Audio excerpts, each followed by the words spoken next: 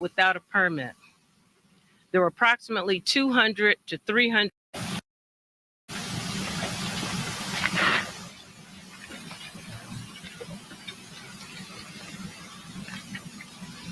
Tell me when. Okay. So at 7:19 p.m., MPD officers responded to the 2400 block of Carnes Avenue regarding a shooting. Officers located 5 victims suffering from apparent gunshot wounds on the scene, 3 of whom were transported to area hospitals in critical condition, and 2 males were pronounced deceased on the scene. Officers were notified that 11 additional gunshot victims arrived by private vehicle at area hospitals as well, for a total of 16 victims. This was a block party in the Orange Mound Park that was occurring, as far as we know, without a permit. There were approximately 200 to 300 people in attendance at this event. In light of recent events, we stand together to denounce these senseless acts of violence.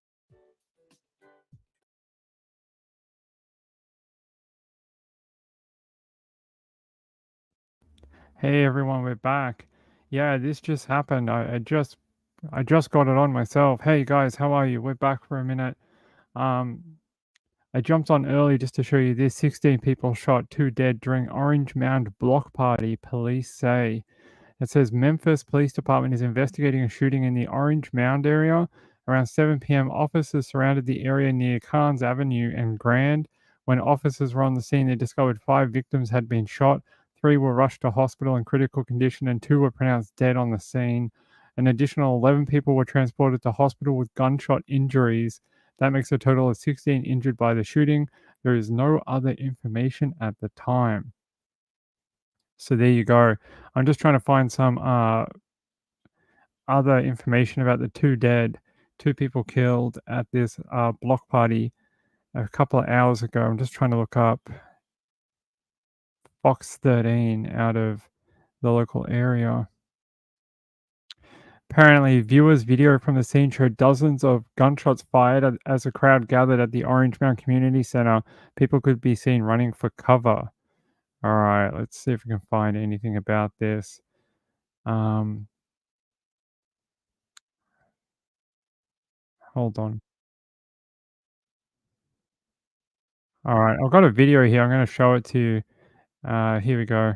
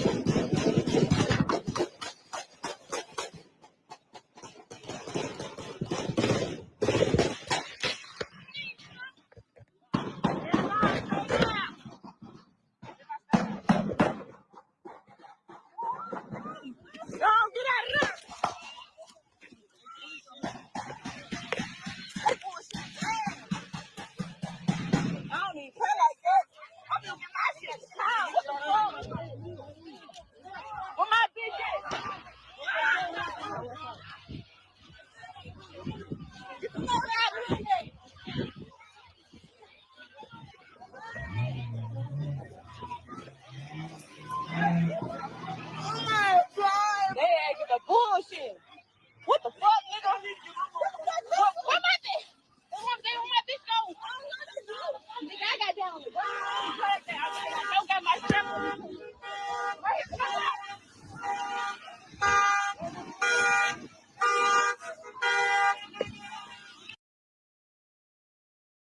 That felt like the longest time, and that was literally 1 minute and 30 seconds. 1 minute and 30 seconds. That felt like an eternity. And you heard all those gunshots going off in the background. That was a lot of rounds going off. I don't know how many, but dozens and dozens going off. They're saying they're responding to the area. That poor woman lost her wig. The wig was on the ground. This was taken at the scene. Several people seen holding firearms.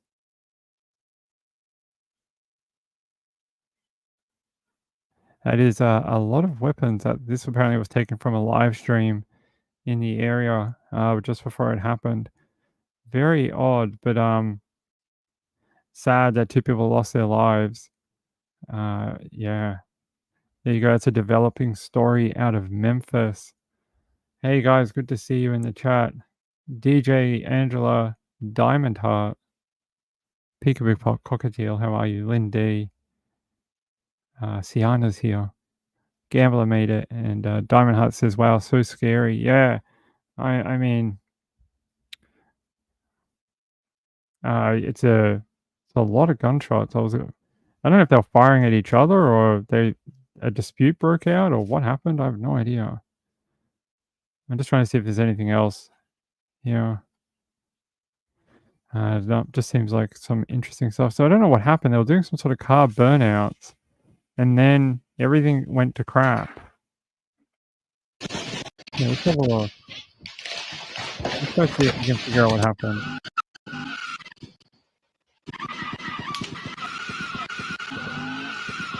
Pause it. Let me mute it so we don't have to listen. Something happens in this corner if you see it, and then everyone bolts. There. You see, like, everything something happens, like, right here. Can't tell, but somewhere over it, maybe in the corner where we can't see, in the left-hand corner, up in this top left-hand corner, something occurs where the bullets start flying. Because then everyone takes off like this. And then you hear all the fireworks going crazy. Not fireworks. All the guns. Fireworks, everyone's having fun. Yeah, that's a lot of rounds.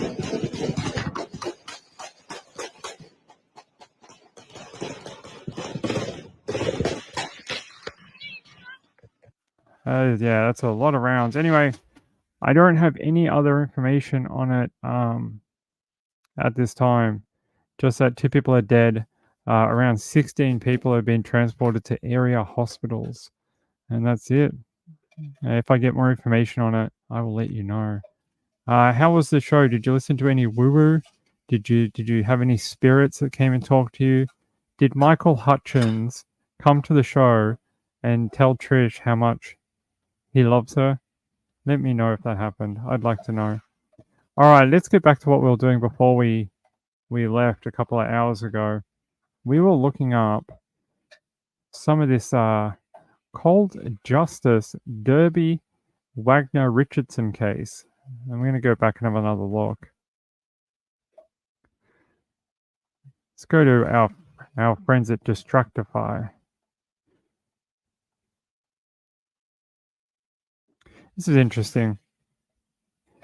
The state of Wisconsin has a 78% clearance rate in crime cases, and in 2023, Derby Wagner Richardson was added to their list of closed cold cases. In March 1987, her body was discovered in the trunk of her car. Unfortunately, an arrest wouldn't be made for another 37 years. What happened to Derby Wagner Richardson? Her story is being told in the episode of Oxygen's Cold Justice. Yep. We watched it today. That's an old clip of her car where they found her car in her body. This is where they found she was in the boot of the car. What happened? Here we go. Murder went unsolved for nearly 40 years. Yep, we know that. To make matters worse, it complicated. She had 2 daughters, which meant they had to agree on custody terms. On January 21st, 1987, Fred assaulted Derby in front of their kids while they were meeting to exchange the children. Darby immediately filed a temporary restraining order against Fred, who was convicted of battery later in the year. During a particularly cantankerous meeting with their attorneys on March 21st, 1987, Derby left feeling rattled and told her attorney she thought her life was in danger. Her lawyer agreed and requested police protection for the frightened mother, but unfortunately that would prove to be useless. Derby's body was discovered in the early hours of the next morning, locked in the trunk of her car. it would be another 37 years before police arrested Fred, her ex-husband. And we learned about that. Siegler points out that temporary restraining orders are basically useless and all they manage to do is piss the person off more. Smith added that something they always told the victim was, "This is the most dangerous time for you. The restraining order is what usually escalates the existing violence," Smith said. As Derby was leaving, she said, "It doesn't really matter. He's going to kill me anyway." You know, we've seen in so many cases where women or other victims, including men, have got restraining orders and been killed not too long after, including the woman in Australia that I told you about not long ago, the one who was stabbed in her own bed in her own home by a like a stalking psycho. He actually broke into her home and stabbed her to death in her own bed, and she had just got she'd just got an RVO against the guy.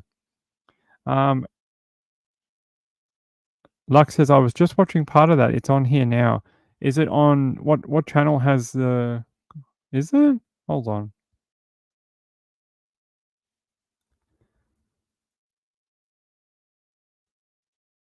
I'm just checking my source for it.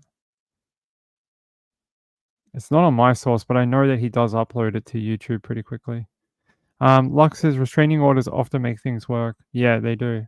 Oh, it's on Oxygen? Oh, okay. I can't access it. They say, hey, you're from Australia and we're racist against Australians.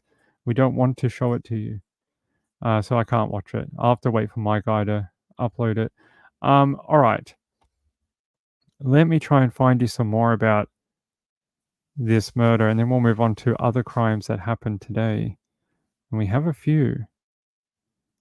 All right. Where's her full name? I wanted to try to find the original press conference where they announced the arrest of Fred. Let's see if I can find that.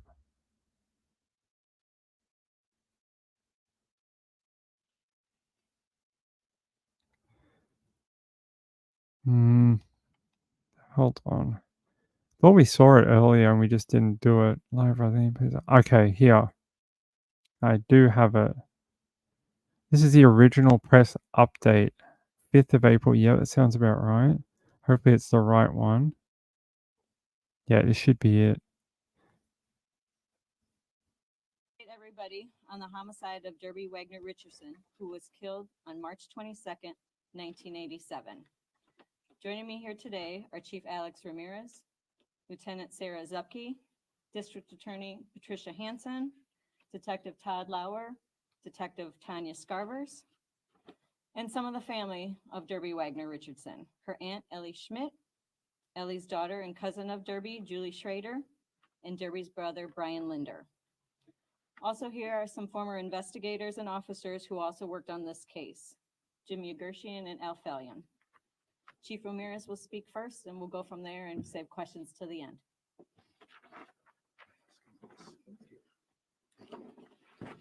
Good afternoon. Chief Alex Ramirez, A-L-E-X-R-A-M-I-R-E-Z.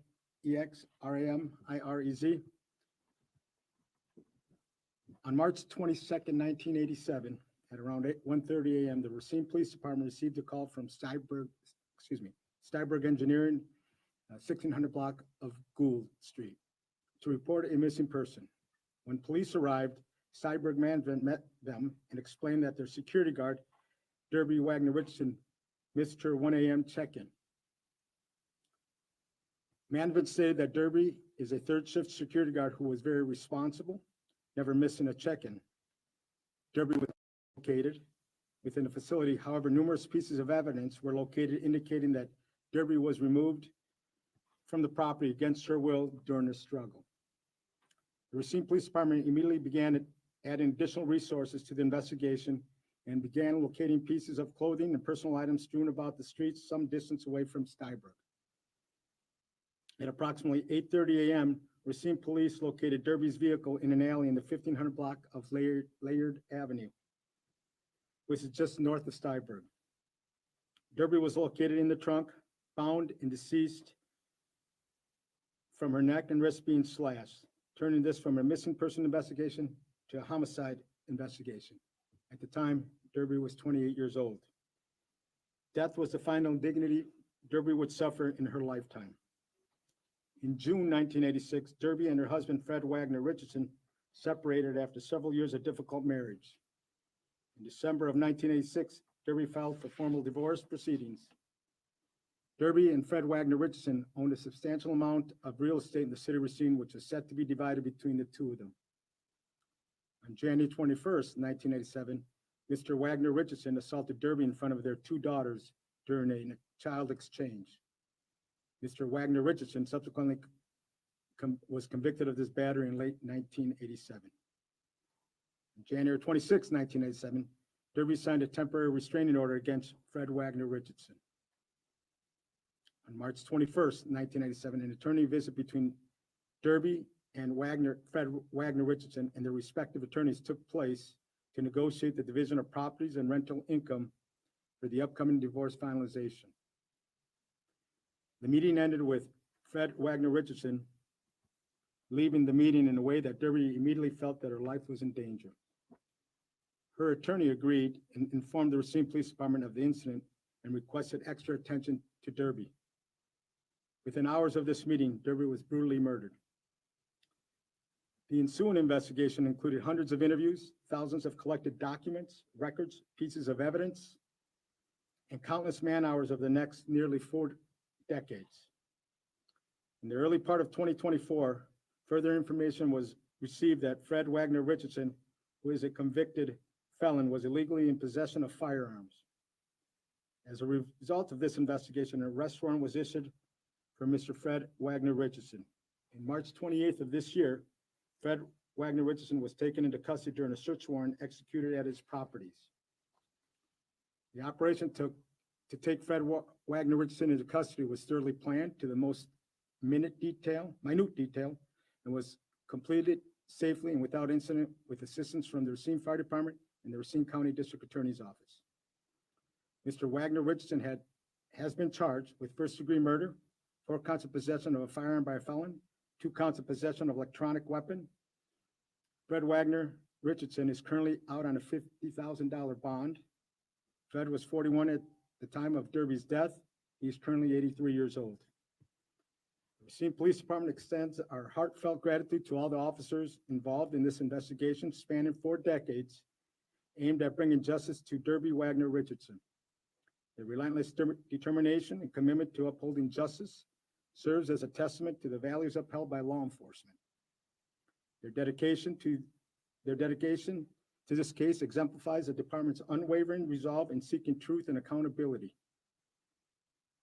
To the family of Derby Wagner Richardson, we are very sorry for your loss, and we hope that the arrest of Fred Wagner Richardson brings some closure to this tragedy.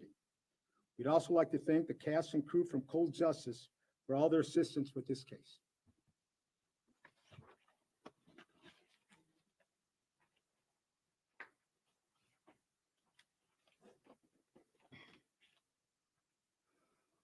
Ideally, it would be my sister Ruth standing here. She fought so hard and for so long to get justice for her daughter's murder. Ruth can't be here physically, but I believe she is with us in spirit. I don't know what Ruth would say, but I do know that I can speak for our entire family in expressing deep gratitude to everyone who was involved in making it possible for us to be here today. A special thank you to Detectives Todd Lauer and Tanya Scarvers, not only for the work they did, but also for their support, kindness, and compassion throughout this process. Thank you. All right, now we'll open up to a few questions. One of the detectives could speak to the evidence that was had and collected, witness statements, those even close to Frederick. What was the reasoning as to not being able to arrest him and charge him with Derby's murder back in 1987? That's a really good question. I think a lot of other people want to know too. Why did it take so long? Why did it take almost 40 years, 4 decades, when it looked like the principal offender was there the whole time? They just had to do the legwork to make a case out of it. Anyway, if you're just joining us and you didn't watch the first show, tonight's episode of Cold Justice was based on Derby Wagner Richardson, and they actually arrested her ex-husband, Fred, for her murder. He's now been charged. He went into court a couple of weeks ago, and he has pled not guilty. He's also bonded out on a $50,000 cash bond. So he is currently not in jail, and he is considered innocent until proven guilty. He is currently before the court for trial. So we're listening. This is the arrest press conference after they arrested and charged her ex-husband, Fred, over her murder. And you've heard a couple of people, a detective, but also a family member, speak as well. Smoking gun, would you say, would change that, raise that bar? And I think that would be also a question to answer. Sure, and that we've asked ourselves that question many times. Why not years ago? The case was always there, right? We were able to lay it out in a way where we felt it was a common sense case and it was ready to be put in front of a jury and let them decide.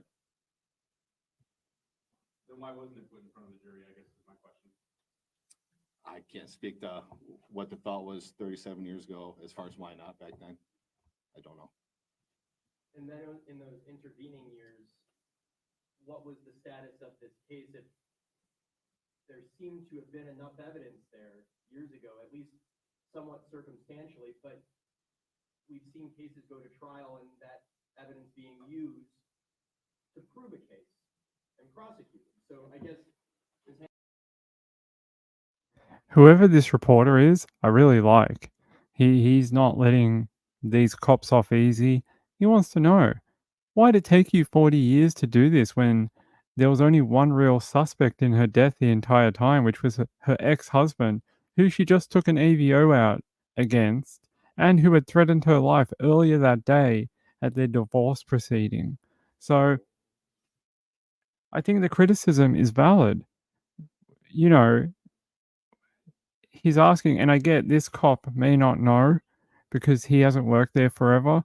He may not know what was going through investigators' minds all those years ago, but he has such a, he has a obligation now to come forward and say, hey, maybe we screwed up.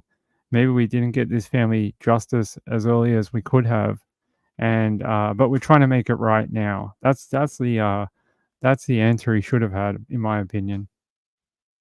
All right, let's listen to his answer. Let's see if he gives a good answer or not. still kind of grasping at straws as to what changed to then say, yeah, we're going to charge him now. Sure. When the case was originally investigated in 1987, that's 4 or 5 district attorneys ago from me. So I know that over the years, it has been reviewed a couple of times since then. But now we put the case together in a fashion this time. And knowing now that we've lost Jerby's mother, who was steadfast in remaining in contact with us, this is my first review of the case. And I've decided that while the case is circumstantial, certainly there are a lot of pieces to this puzzle. And it's not like a case I would present today with hours of video and surveillance cameras. But ultimately, I think that Derby deserves for a jury of her peers to make a decision on this case. And now that it is in my hands, in my office, we're going to make that happen. I can't speak for those who went before me. There was, as a part of the original complaint that was filed and that warrant that was executed on Mound Avenue and the other properties, it indicated that there was a bolt cutter that was found that was identical to the one that was collected as evidence off of Spring Street back in 1987 and identical to the one that Fred purchased in the following month after Derby's death. What's the significance of that as it relates to this case? It was included within the original charging document, so I would assume that there's a reason that was included in there. The significance of it is tying Fred and his possessions to the underlying crime and when it occurred. I love this reporter. What a great reporter. He's so good. He knows this case inside and out. Maybe even better than the detectives. He's so good. He knows every little detail and he's calling them on it. He's like, well, tell us about this. I think they expect sometimes when they do these press conferences that it's going to be a walk in the park. They're going to go out there, they're going to get a round of applause, and everyone's going to go, "Oh my God, what a great job you did. Oh my, you finally did your job." And it's nice to see some pushback from a media member who actually fully understands the complexities of the case and the case file. Really very, very interesting. Very interesting to hear that. Sean says, I have a prisoner support video call in 5 minutes. Stay well. Okay. Don't go to prison, Sean. Again. All right. Let's listen to the last little bit of this and then we're going to jump off. Lots of bolt cutters, but he seems to have a pattern of having the same ones. An affinity for that type of bolt cutter? I don't know if I'd go as far to say affinity, but certainly a preference. Other than the bolt cutter and the fact that you're looking at it for the first time, the circumstances seem to be the same to me. Have they changed at all? Again, I can't speak to what someone else saw in this case. As I've indicated, I think that there's enough puzzle pieces of the circumstantial evidence to bring this case forward. So the puzzle pieces were already always there. You just believe the jury could put the puzzle together. Correct. On count 2, I'm just wondering if there isn't a slight typo. The possession of a firearm by a felon, does that count relate to the more recent search this year? Yes, he had four weapons in his house that. Okay. The complaint says about being defended on about Sunday, March 22nd. So there's no weapons from 1987. No, they're not. That would be, it should be the 28th. Okay.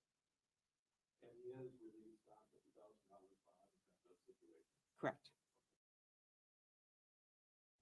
So it sounds like what happened is, and we saw it in the Cold Justice episode, Cold Justice and Kelly Siegler were able to come in, and Spignola were able to come in and show this police department and their attorneys how to put this into a timeline that were able to show a picture, like the grander picture of how Derby was able to be, murdered and who was responsible. James Avery, I get that they go to the prosecutor, I get that, but they still have to be able to believe they can make a case to be able to take that to the prosecuting attorney, for the DA or the district attorney, which is the last step after they believe they can make a case and meet the threshold. That's the big difference. And I think that's what Cold Justice was able to help show them, was how can you build a case where you don't have a smoking gun as such.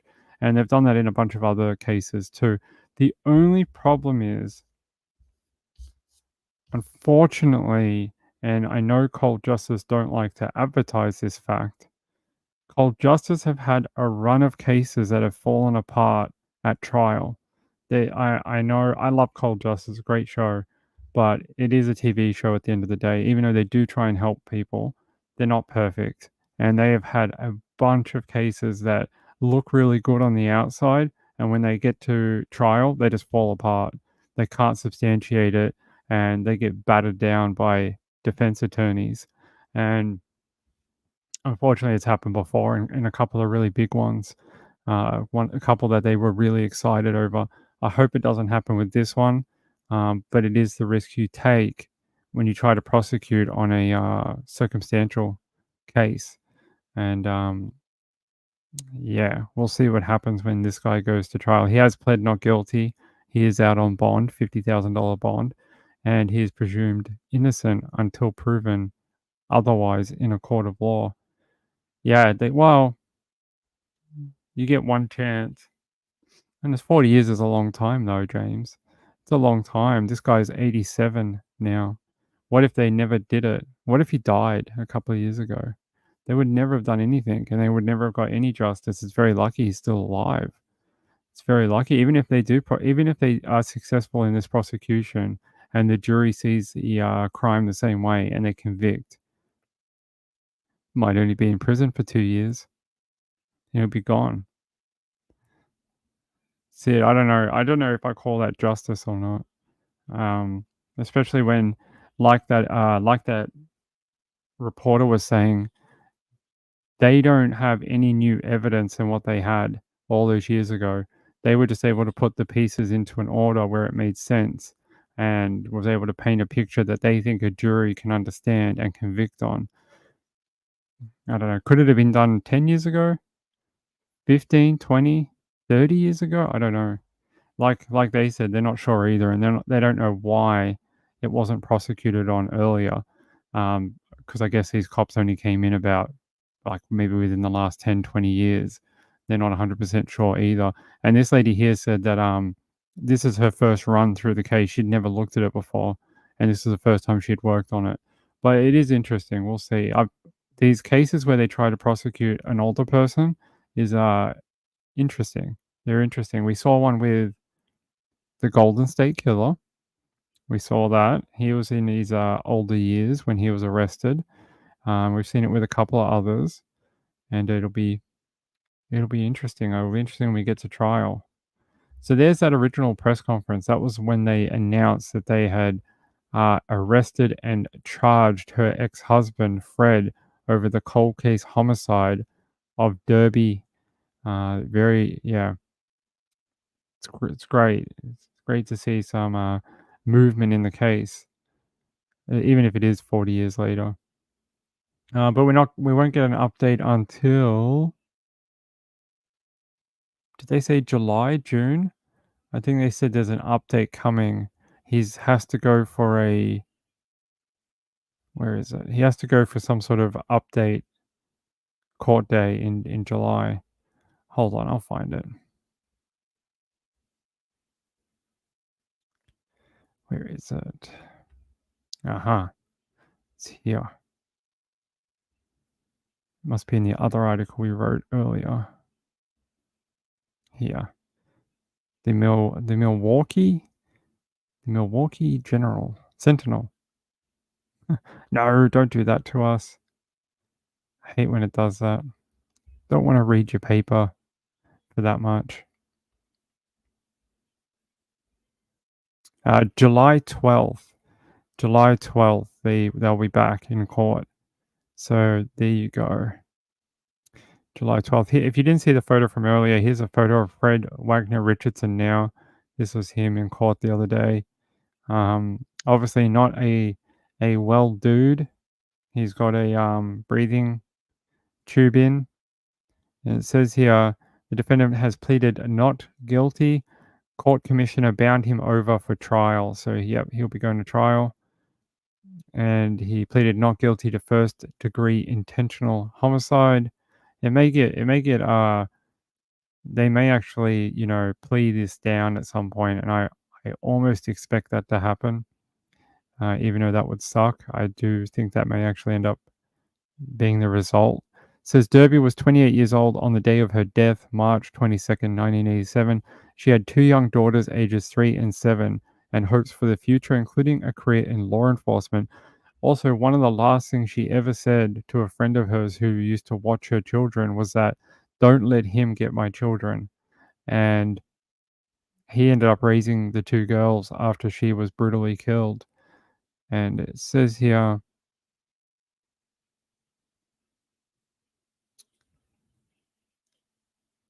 yeah, so we worked it out earlier.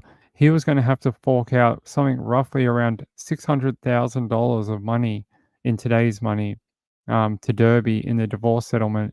And he really didn't want to do that. At the end of that particular meeting, he said, I'm very hurt, and reportedly looked pointedly at Derby and said, I don't like being hurt. Derby told her attorney that she was in fear for her life and Fred was going to kill her. Her attorney reportedly reached out to the RPD to keep an extra watch on Derby. However, within 12 hours, she had been killed and was stuffed in the boot of her car.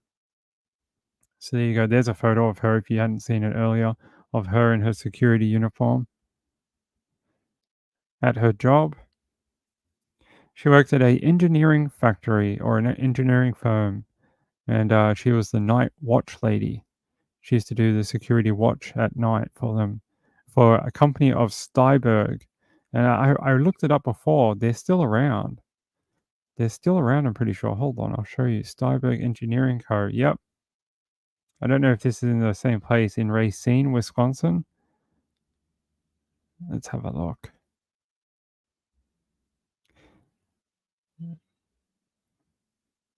So I'm just going to bring this up. They still got a website and they're still around. They still do work in the area, still do engineering work. They had been making fabrication assemblies and prototypes since 1927 and are a homegrown community success story. They were two people in a garage, and they are a giant company today with 150 employees in a 175 square feet facility.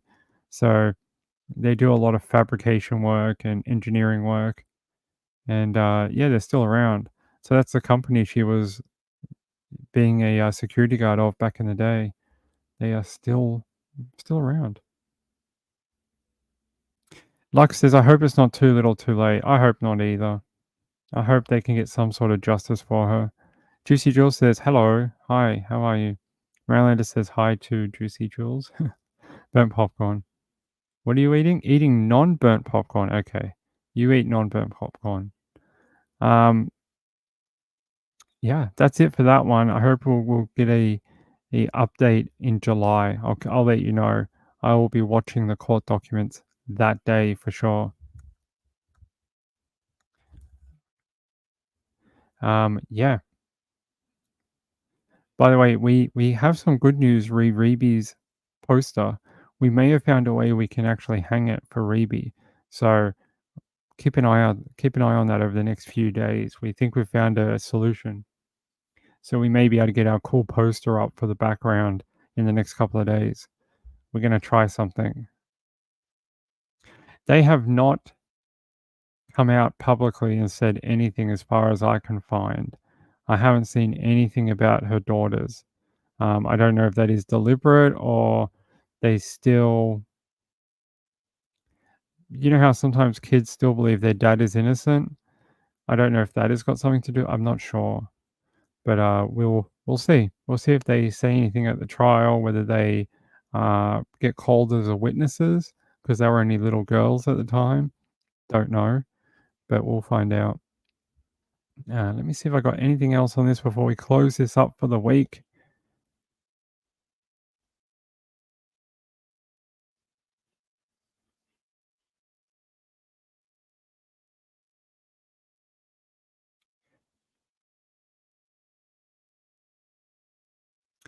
Well, one of the things here,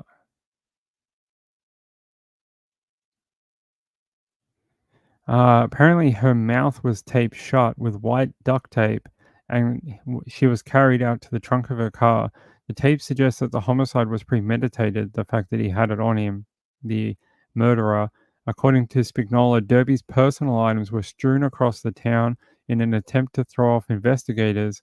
They said it was possible the killer feared they'd be the number one suspect.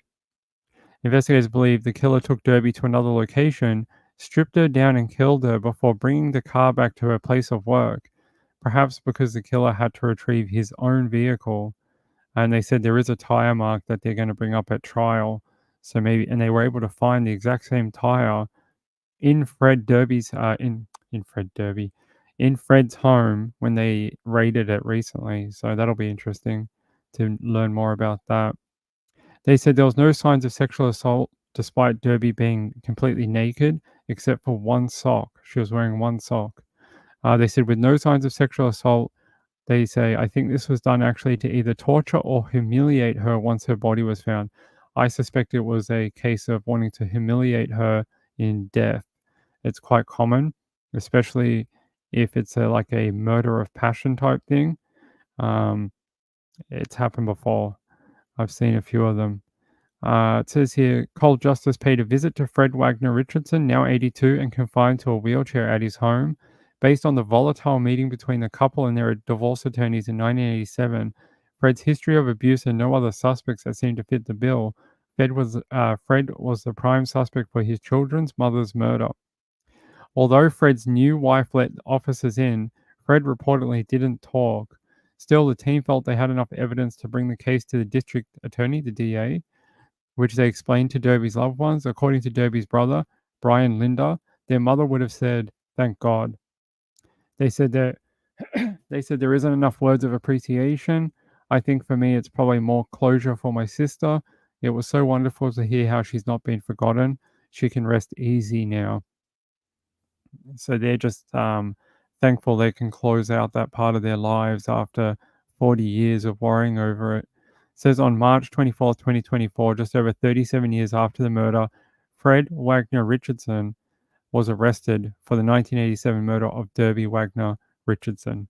On Wednesday, April 10th, 2024, the suspect pleaded not guilty to murder, according to CBS Milwaukee affiliate WDJTV. A status conference has been scheduled for July.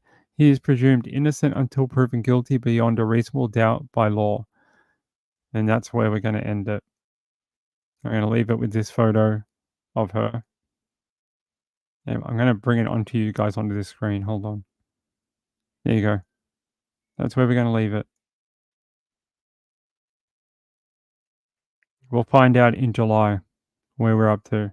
So if you haven't seen the episode, it is called something that Ping didn't look up. Hold on.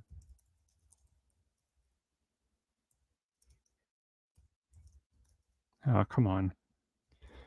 Actually, Oxygen. Yeah, let's do that. The episode was called Cold Justice, Bound and Gagged, and I think it's season 7, episode 9. Yes. Cold Justice, season 7, episode 9, Bound and Gagged. Aired today. It had another airing about an hour and a half ago. And then that'll be the last airing for today on the Pacific.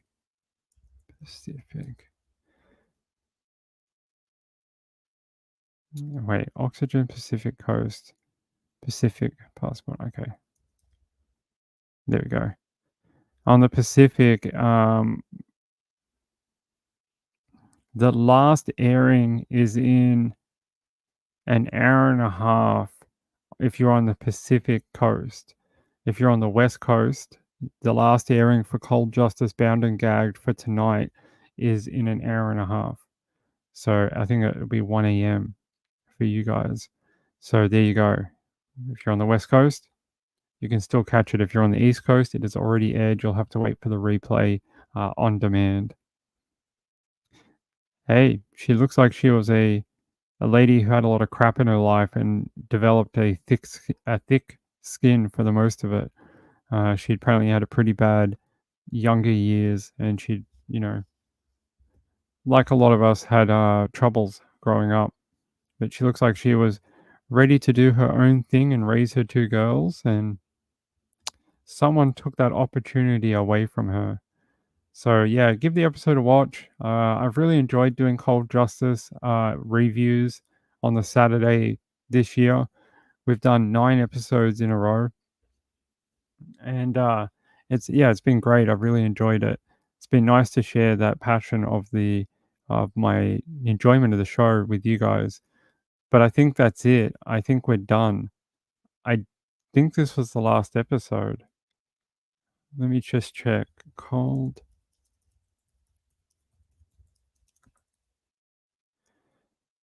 Oh. Huh?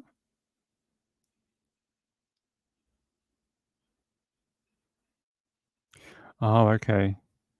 All right. No, we have one more. How do I explain this? We have 2 more episodes, but it's one more case. On April 27th and May 4th, there is episode 10, episode 11, House of Horrors, and it's actually a split episode. They've done this before. This is not the first time they're like finale episode has been split into 2 episodes over 2 different weekends. Yes, so they're going to do that. And this one says, oh, this will be interesting. Kelly and Steve Spagnola, team up with the Anderson County Sheriff's Office to solve the horrific quadruple homicide of a family on Halloween. Their investigation reveals a family feud, a trail of stolen cash, and a bloody shoe print left by the killer. Let me have a look at this. Anderson County Sheriff Halloween on Halloween. Let's see if we can find it. Has to be famous, right? Can't be too many quadruple homicides. Okay, I found it. No, that can't be right. What year did they say what year that was?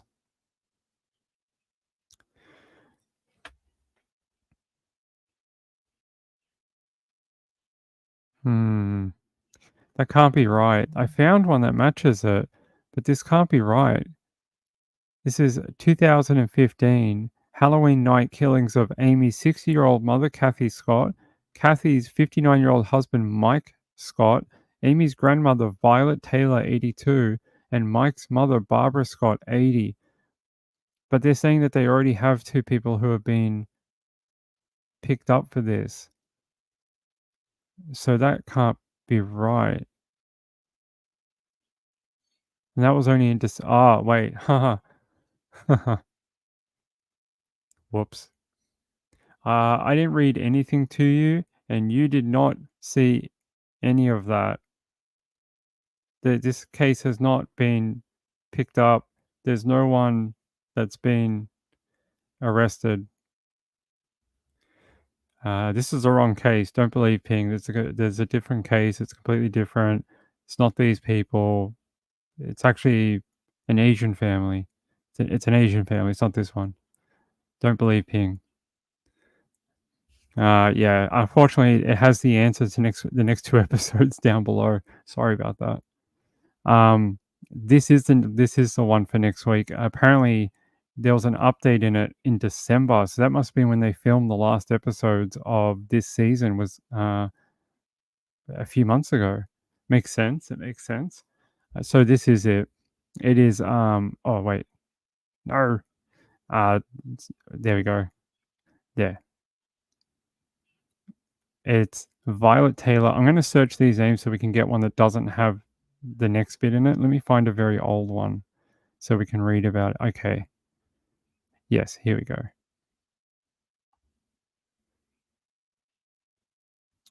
All right, there we go.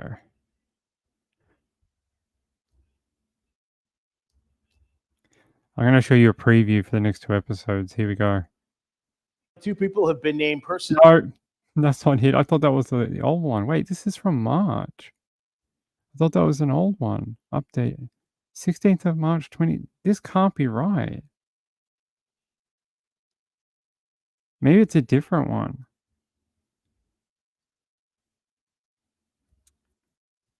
And then they said December. All right, I'm confused. I'm actually confused. This is the only one that comes up in this county for a quadruple homicide on Halloween. Quadruple murder case, Anderson County, Halloween night.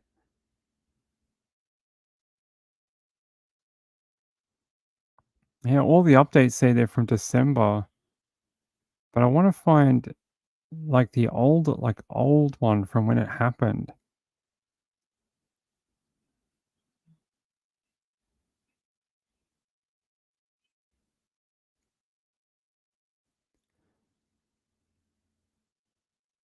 Hold on, guys. I'm just trying to track down like an old video of it. There has to be, because it was unsolved for like almost 10 years.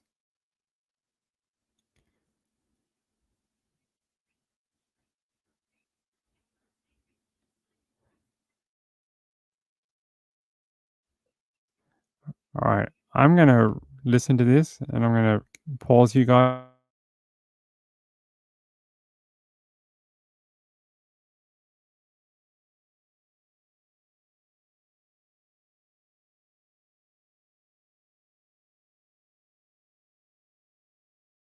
Okay, I found one.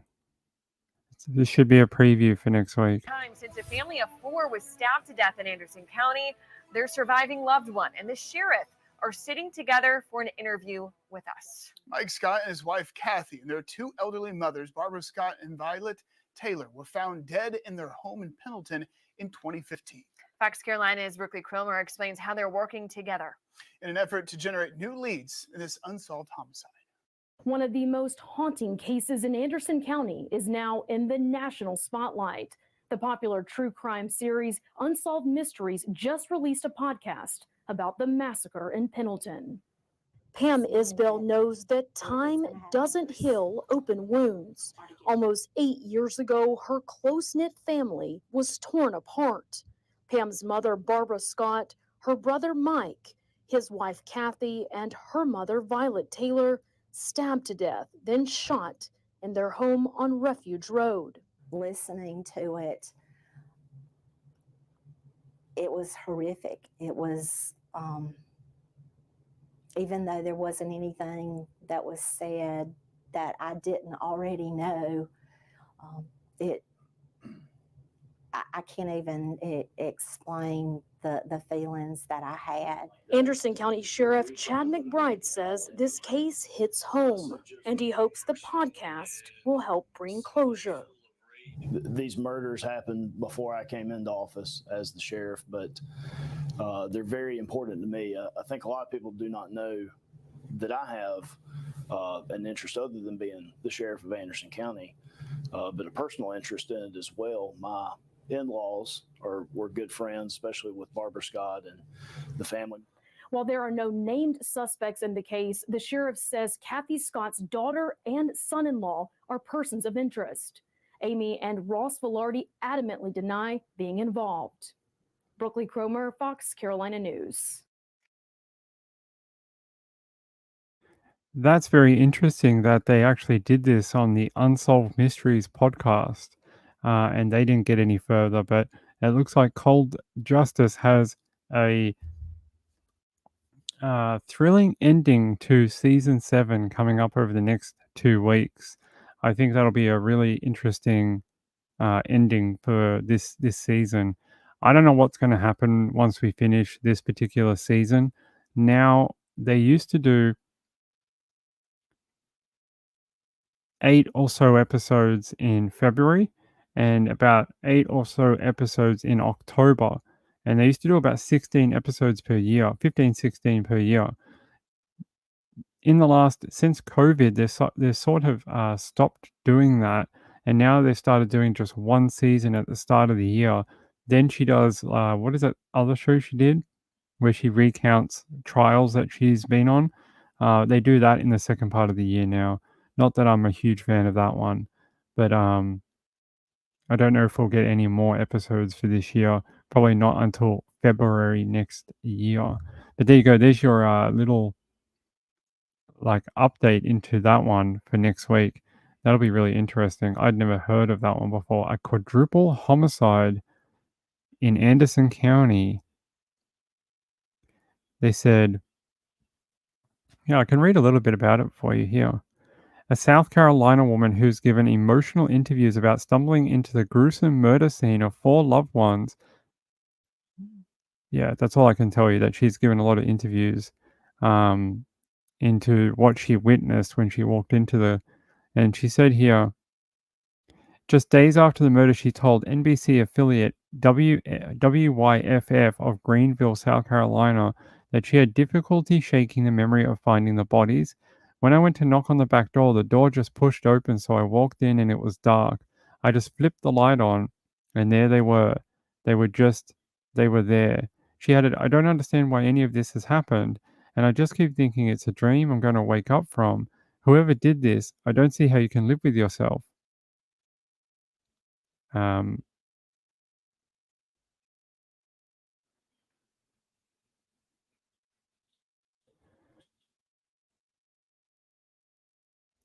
All right, that's all I can tell you about that without spoiling the episode.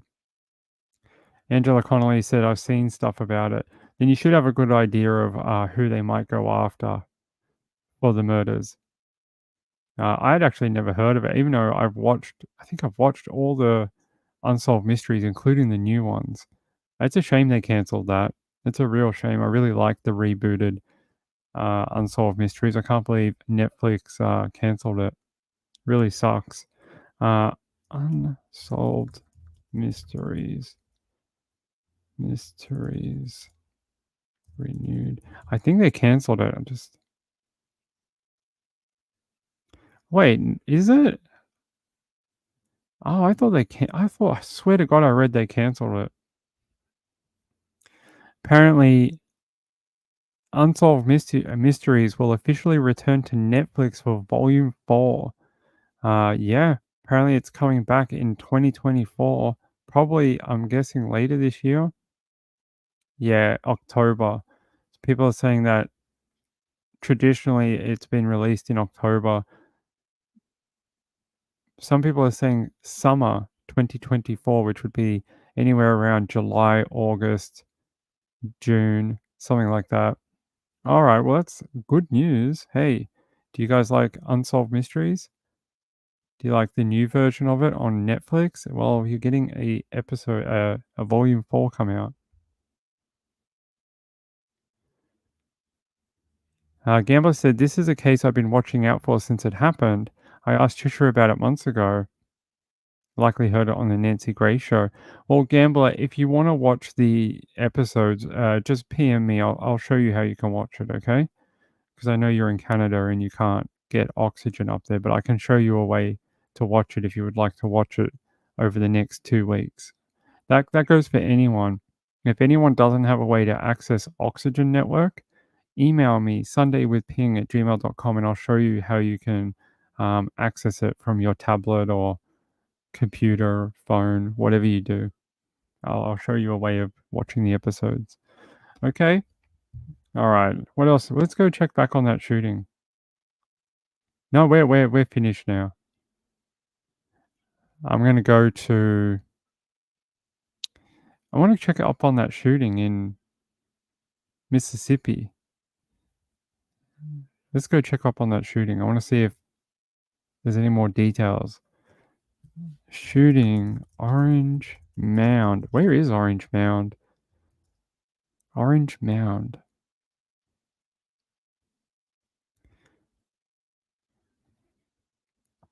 One hour ago. Oh, is this the same press conference that she did? I think so.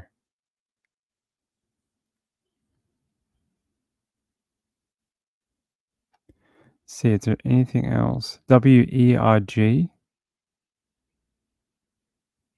Memphis police say that 16 people shot during a block party at Orange Mound Park Saturday evening. Memphis police responded to the park on Carnes Avenue near Mound Street, 7:19 p.m. Police officers said they found 5 victims on the scene, 2 pronounced dead, while 3 others reportedly went to nearby hospitals in critical condition. According to police, 11 victims arrived at local hospital via private vehicle. Says interim Memphis Police Chief C.J. Davis said between 200 and 300 people were attending the block party at the park, and the party was happening without a permit. Police are working to identify and find the suspects involved. She says police know of at least 2 suspects who opened fire during the block party.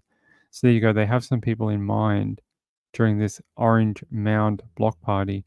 Let me search Orange Mound. I showed you a video earlier of the actual shooting. It was pretty bonkers. There's a lot of guns going off. Looks like there's only one video, and it's the one I showed you guys earlier.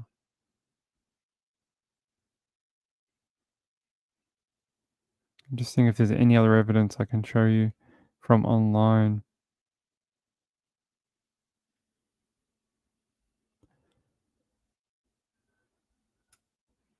Nope, just that one that I showed you earlier, which was that car doing a burnout and then just shots just coming out of nowhere.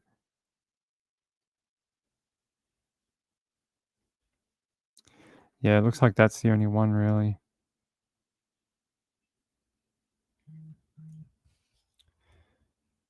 Okay. All right. Let's go to my other... Let's see what else we got for you. Let's see what else we got for you. Florida man. I love a Florida man. A Florida man chases down his wife. Oh, let's look at this. A man is charged with murder tonight after police say he shot his wife, chased down an ambulance, and then crashed in St. Petersburg. News Channel 8's Nicole Rogers joins us now live in the Pinellas County Jail with more on the bizarre turn of events. What happened here, Nicole?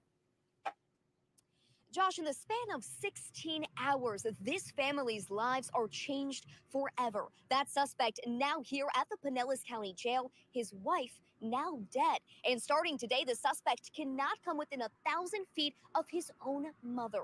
This comes after a devastating chain of events that played out last night in St. Petersburg. I'm shocked, honestly. Neighbors waking up Thursday morning to the news of a woman murdered. I came over here and I saw the tape and I said, well, crime scene, you know, I guess it is true. St. Petersburg police say it all started off of 29th Avenue North Wednesday night. We got a call about 10:30 of a woman who had been shot. Investigators say Devin Hansen got into an argument with his wife, Yasmin Grijalva, and then shot her. When we got there, the suspect, her husband, had fled. St. Petersburg police were told Hansen fled the scene in a Cadillac. Officers loaded Grijalva into an ambulance to take her to a nearby hospital. And in the midst of that drive, an officer looks out of the window and notices something isn't right. While in the ambulance, the officer noticed that a black Cadillac was following very closely and, pursuing the ambulance. So he called it in. And then as they tried to stop that car, it fled. Police say Hansen eventually crashed his car and was taken into custody. He now faces multiple charges, including murder in the first degree. Right now you have a zero bond. You'll go in front of the judge that's assigned to handle this particular case. So I was there in custody? Yes, sir. So Hansen got a $25,000 bond for domestic battery, but no bond for his first-degree murder charge, meaning he will be sitting here in the Pinellas County Jail until the next time he sees a judge. Live in Pinellas County, Nicole Rogers, 8 on your side. I like how he doesn't understand what a murder charge is. He's like, so I don't have to, I can't, I have to stay in custody? And the judge is like, are you dumb? Did you fall down the dumb tree and hit every branch on the way down? Of course you have to stay in custody. You ain't bonding out on murder. Yeah, that was pretty funny. I don't know why people commit crimes and then wonder how can I just leave jail? I'd like to leave jail, please. It says Devin Hansen, 28, who shot his wife and then chased down an ambulance, was denied bond Thursday afternoon as he faces several charges, including murder in the first degree. Yes, often we let people out, although we did see one that got bonded, but I find it pretty funny. The decision comes after a bizarre chain of events unfolded Wednesday night in St. Petersburg, and neighbors waking up Thursday morning of the news of a woman murdered. What was her name? I heard it on the thing. It was... Why don't they name the lady? They name him, but not her?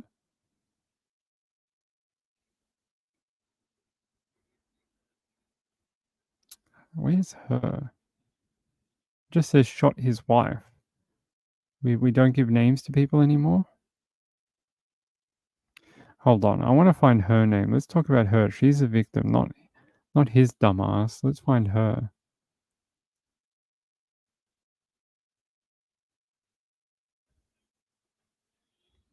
Let's find her. I know I heard it in the video. It's the ABC WWSB mysunnycoast.com. He's got a lot of blood on his forehead. Did you guys see that too? Is that blood? Looks like maybe where the officers put his head on the ground when they arrested him, like on the gravel or something. He's got like gravel rash on his forehead from when they arrested him. Here, 35-year-old Yasmin. So that's his wife, Grijalva. That was her, 35-year-old Jasmine. Let's have a look and see if I can find a photo of her.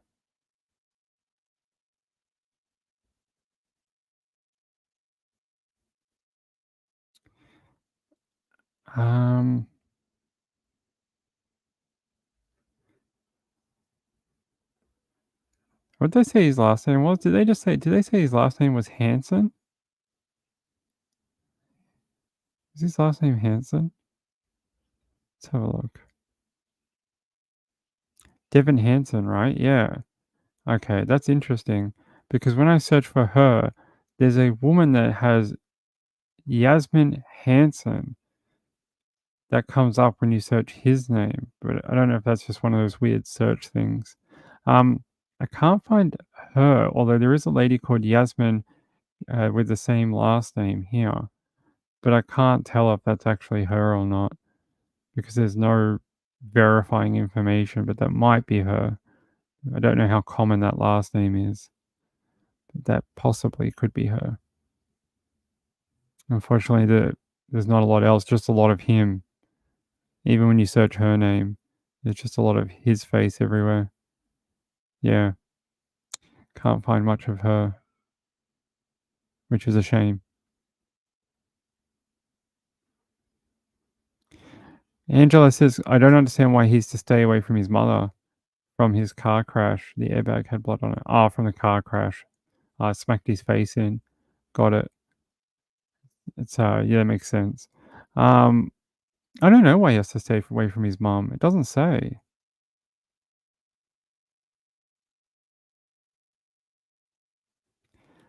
I don't know.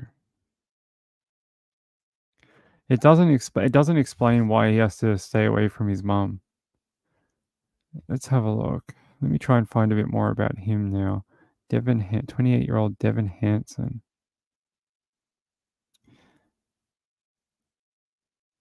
See if we can find something else about why.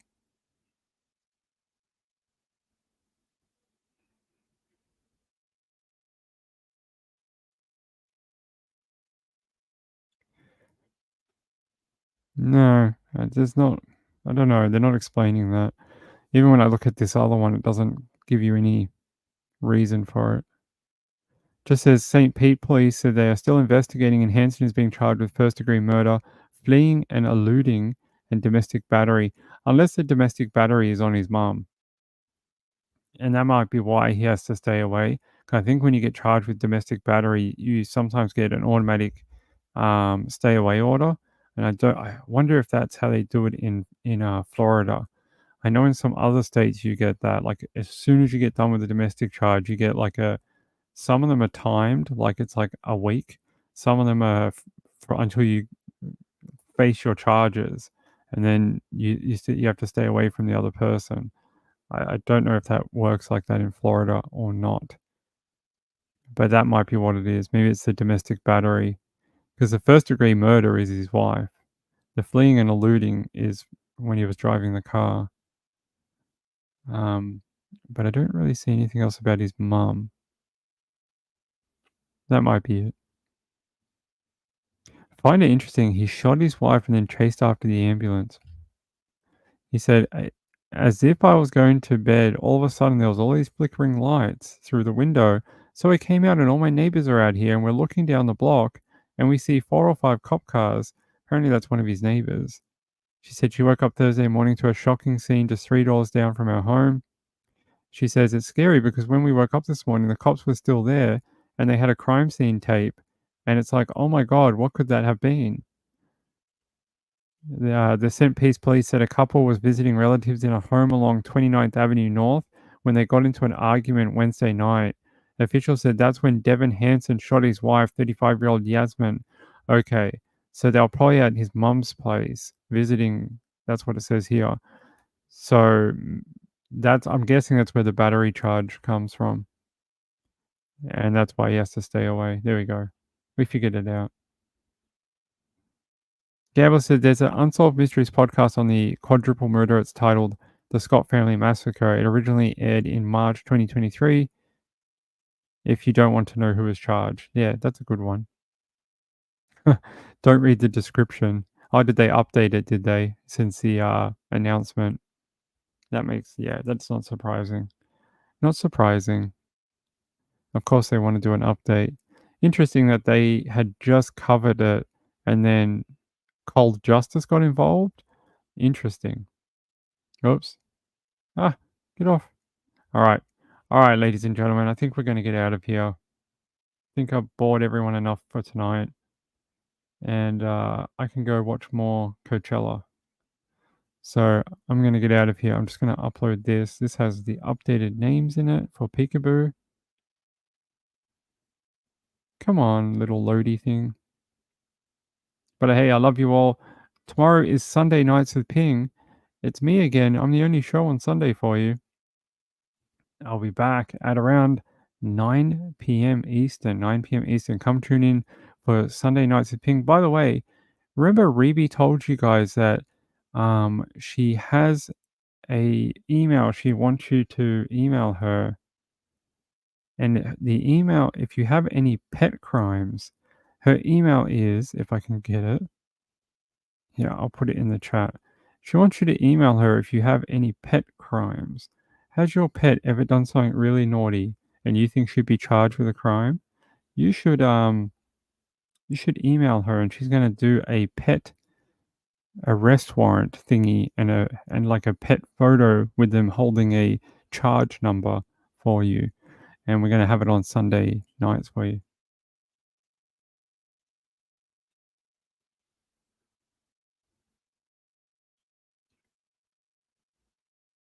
Well, yeah, you might have missed it, my friend. Yeah, no, we love Cold Justice. We do it every week. We were doing a different case right now. That's all. Yeah, no, we did it earlier. They did a great job. Them and the detectives closing out a 37-year cold case. It's pretty good. It takes a lot of it's just a lot of organization getting it done. They did really well. But we review the episode every week.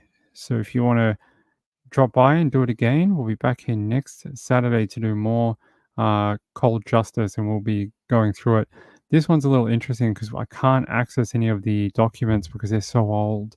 Normally we try access some of the documents for it as well, any of the arrest warrants, that type of thing. But actually, I will look for his arrest warrant or his probable cause affidavit. I'll see if I can get it for tomorrow night's show, okay? But yeah, if you want to watch the episode, you've got about an hour on the West Coast. You can tune in. Oxygen Network is the last airing for Sunday night for the Western people on the Western side of the US. If you're on the East side, it's already finished for the night. You'll have to wait till it goes on demand on oxygen.com. But yep, Kelly Siegler is amazing. We love Kelly Siegler. There's the email for Reby.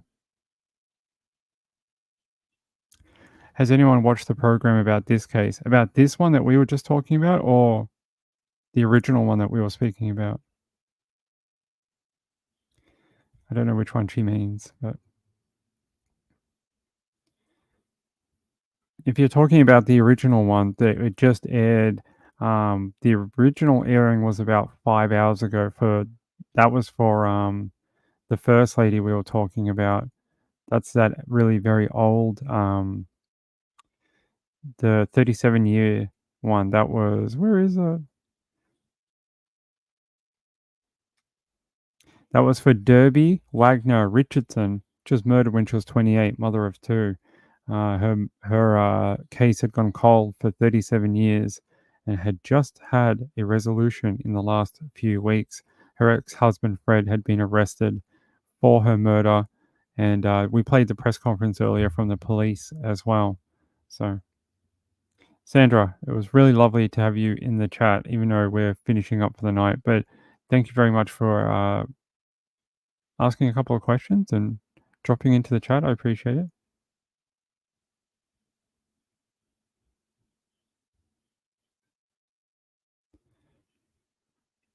No, I don't know if I said that, Gambler. Did I say it? I don't know. I say a lot of things. I'm not sure. I can't remember what we read out for the description for that episode. Hold on. Do you want me to do it again quickly? No, Cold Justice season 7. All right. The byline for next week's episode says Kelly and Steve team up with the Anderson County Sheriff's Office to solve the horrific quadruple homicide of a family on Halloween. Their investigation reveals a family feud, a trail of stolen cash, and a bloody shoe print left by the killer. So that'll be next week and the week after. They're doing a two-parter. So you can tune into that.